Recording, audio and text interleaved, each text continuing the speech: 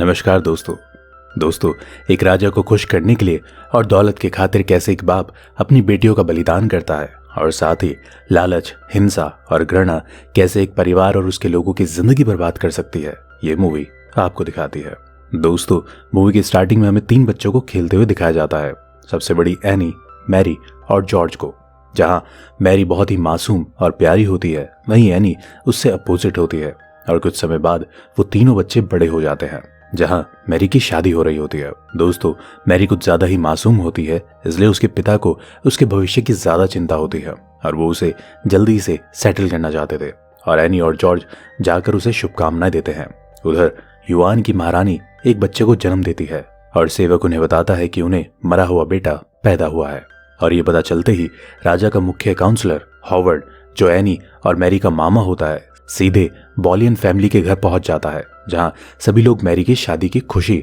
और जश्न मना रहे होते हैं और एन वहां एक आदमी पर अपनी खूबसूरती का कहर बरसा रही होती है, जिसका नाम कुमार हेनरी होता है, क्योंकि वो इंग्लैंड के सबसे बड़े घराने का एक लौता मालिक होता है। दोस्तों, इंग्लैंड की महारानी किसी बच्चे को राजगद्दी के लिए जन्म नहीं दे पाई थी और वो कोख से बूढ़ी हो चुकी थी, जिससे उनके लिए मां बन पाना मुश्किल था और इसी कारण राजा उनसे बात नहीं करते थे और उनकी कमरे में भी जाना बंद कर दिया था। एन के मामा हॉवर्ड उनके पिता से इस बात का फायदा उठाने के लिए कहते हैं और कहते हैं कि कल राजा उनके यहाँ भ्रमण पर आएगा और वो उन्हें गांव की किसी लड़की से खुश कर देगा, जिससे खुश होकर राजा उन पर पैसों की बारिश कर देगा। और थॉमस राजा के लिए अपनी बेटी एन का प्रस्ताव रखता है, लेकिन हॉवर्ड उससे बताता है कि उन्हें एन की शादी भी किसी सुलझे हुए आदमी से करनी चाहिए और थॉमस उसे बताता है कि वो भी ऐसा ही करता अगर एन उसकी बेटी मैरी की तरह सुलझी हुई होती। और वहीं एन मैरी की सुहागरात पर उसे तैयार करती है और उसे बताती है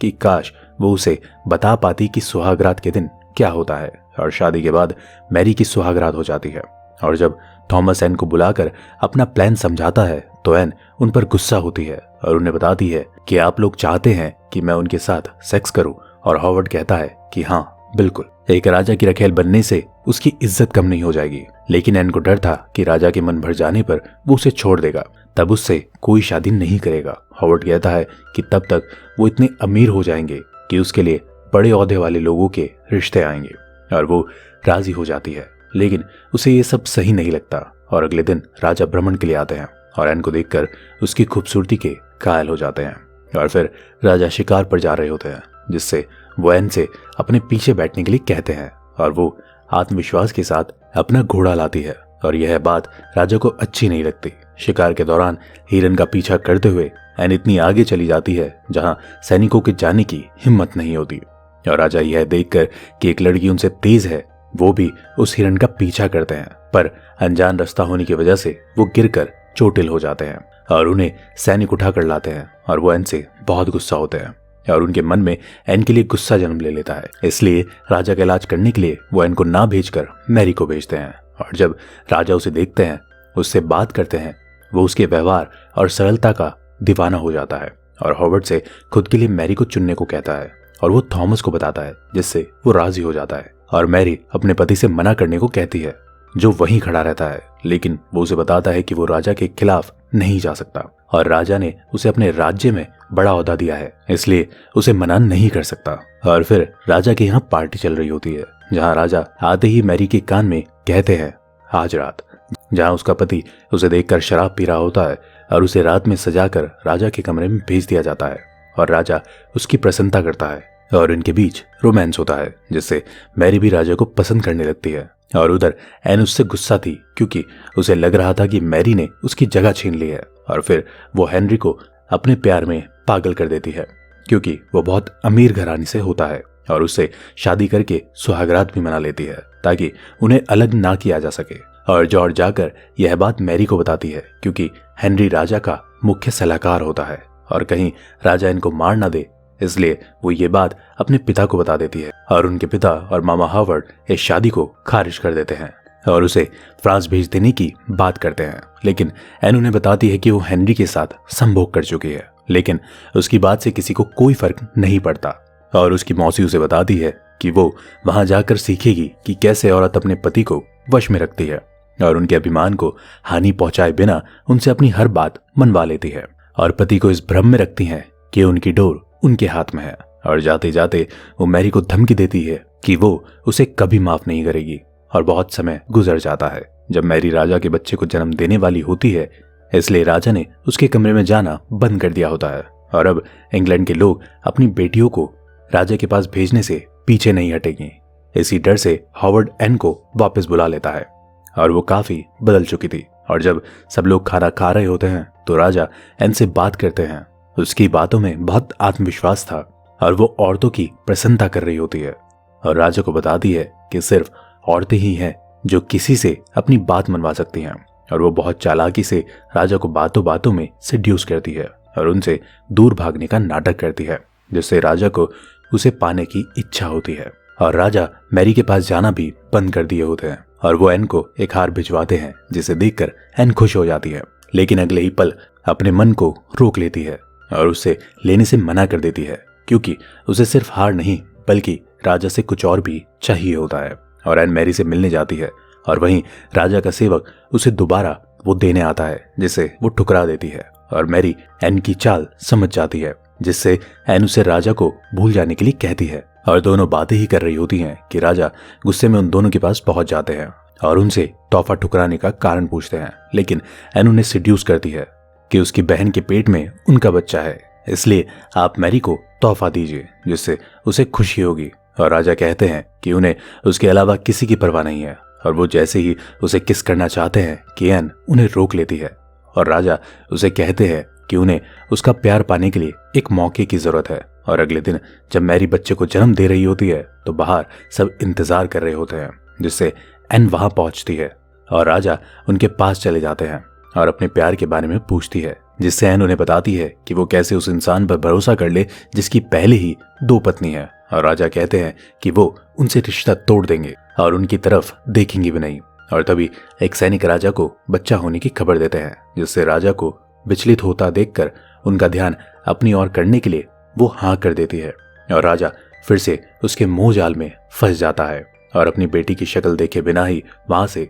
चला जाता है। यह देखकर मैरी की आंखें आंसुओं से भर जाती है और उसके घर वाले उस पर बहुत गुस्सा करते हैं, क्योंकि उनका प्लान बर्बाद हो गया था। और अगले दिन मैरी को वापस गांव भेज दिया जाता है और राजा एन से कहते हैं कि अब उनके बीच कोई दूरी नहीं है। और एन कहती है कि हे महाराज, जब तक आप सिर्फ मेरे ना हो। और वो राजा को रानी से छुटकारा पाने के लिए कहती है और राजा अपने सलाहकार से जोर जबरदस्ती करते हुए रानी को वृद्धाश्रम भेज देते हैं, जिससे अब जनता भी राजा से नाराज हो जाती है, क्योंकि रानी उनकी चहीती थी। और राजा एन के पास जाते हैं और इससे पहले कि वो कुछ कर दे, एन उन्हें फिर रोक लेती है और उन्हें कहती है कि वो जिस बच्चे को जन्म देगी उसे नाजायज और उसे उसकी रखेल कहा जाएगा। और राजा उससे पूछते हैं कि वो अब क्या कर सकता है और वो रानी से तलाक लेने के लिए कहती है, जिससे राजा बेचैन हो जाता है, क्योंकि उनकी अदालत में कोई भी चीज जब तक पास नहीं होती जब तक रोम देश के लोग उस पर सहमति नहीं जताते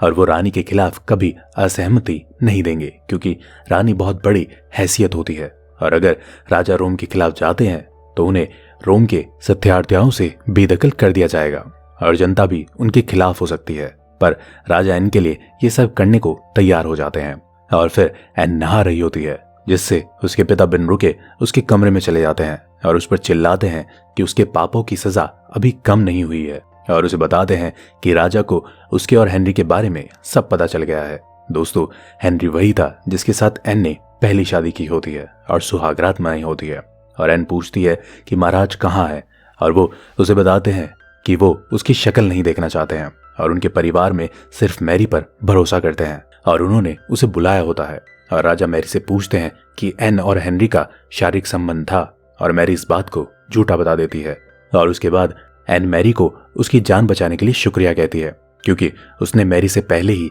अपनी जान बचाने के लिए भीख मांगी होती है। और अगले दिन महाराज अपनी शादी को गलत बताकर रानी को तलाक देते हैं और प्रजा राजा के इस फैसले से दुखी होती है, जिसके बाद रानी राजा को कहती है कि जानती हूँ कि आप फैसला कर चुके हैं, लेकिन आपके मन में एक उदासी है क्योंकि आप अपनी प्रजा, देश और धर्म सबके खिलाफ जा रहे हो, वो भी एक मामूली लड़की के लिए। आप एक राजा हैं। और इतना कहकर वो चली जाती है। अब राजा की सब्र की सीमा टूट चुकी थी और वो सीधा एन के पास पहुंचते हैं और एन को खुद को उसके हवाले करने को कहते हैं। क्योंकि उन्होंने उसके लिए बहुत से लोगों से रिश्ता तोड़ दिया होता है। पर एन के पास इसका भी जवाब था। वो कहती है कि वो अब उन लोगों से आजाद है और चर्च की नीतियों से भी, और उन्होंने एक ऐसी औरत को तलाक दिया है जिसने आज तक इस विरासत को कोई वारिस नहीं दिया। आखिर में राजा कहते हैं कि दोषी तो उन्हें ही ठहराया जाएगा, लेकिन एन कहती है कि बिल्कुल नहीं, बल्कि वो एक नई इंग्लैंड की चर्च के प्रधान होंगे और हर बार की तरह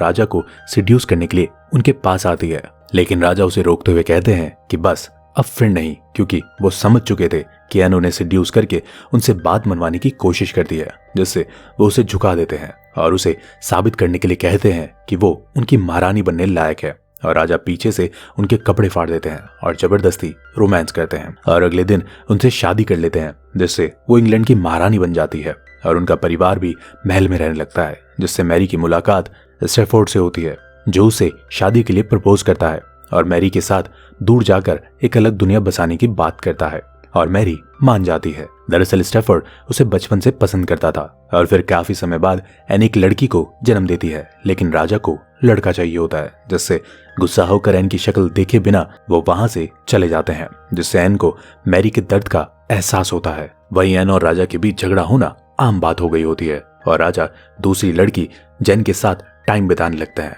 जो हमेशा एन पर नजर रखती थी। और काफी समय बीतने के बाद एन फिर गर्भवती होती है, लेकिन जब वो सो रही होती है तो उसका गर्भपात हो जाता है और बच्चा मरा हुआ बाहर आ जाता है, जिससे वो सबसे छिपकर मैरी को अपने रूम में बुलाती है और बहुत डरी हुई होती है, क्योंकि उसे डर होता है कि मरे हुए बच्चे को पैदा करने की वजह से राजा उसे डायन समझकर जिंदा चला देगा, क्योंकि राजा भी उससे जले हुए होते हैं। और मैरी उसे फिर से गर्भवती होने के लिए कहती है, लेकिन एन जानती है कि राजा यह सुनकर दोबारा उसे संभोग नहीं करेंगे, इसलिए उसे किसी और के साथ संभोग करना पड़ेगा। और वो जॉर्ज को कहती है कि वो ही उसकी जान बचा सकता है और उसके साथ संभोग करने को कहती है। और जॉर्ज घबरा जाता है और मना कर देता है, लेकिन अपनी बहन की हालत देखकर वो मान जाता है। और यह सुनकर मैरी स्टैफोर्ड के साथ महल छोड़कर चली जाती है और जैसे ही एन उसके कपड़े उतारती है, जॉर्ज रोने लगता है, क्योंकि उसे ये सब गलत लगता है। और वहीं गैनोलिसा जो एन पर नजर रखती है, वो उन दोनों को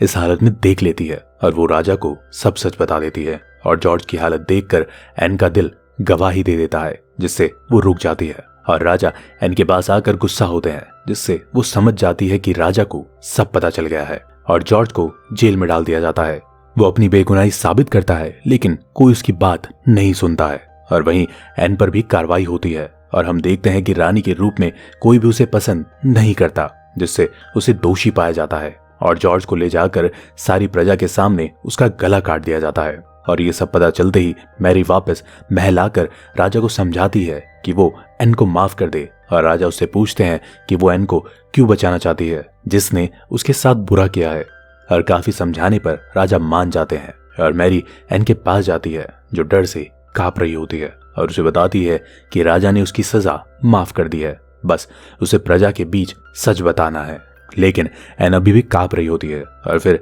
एन को प्रजा के बीच लाया जाता है, जहां सब उसके खिलाफ नारे लगा रहे होते हैं और एन उन्हें बताती है कि उसका ईश्वर जानता है कि वो पवित्र है। और वहीं एक सैनिक आकर मैरी को एक पत्र दे देता है, जिसमें राजा ने लिखा होता है कि मैरी, इस बार तो मैंने तुम्हारी जान नहीं ली, लेकिन दोबारा मुझे दिखाई मत देना। और यह पढ़कर मैरी के हाथ से पत्र गिर जाता है और एन का सर तलवार से अलग कर दिया जाता है। दोस्तों, यह इंग्लैंड में घटी एक सच्ची घटना है, जिसके 2 साल बाद एन के पिता की डिप्रेशन से मौत हो गई थी, लेकिन मैरी ने अपनी एक खुशहाल जिंदगी जी। तो दोस्तों, आज के लिए बस इतना ही। फिर लौटूंगा एक नई मूवी की एक नई कहानी के साथ। तब तक के लिए धन्यवाद।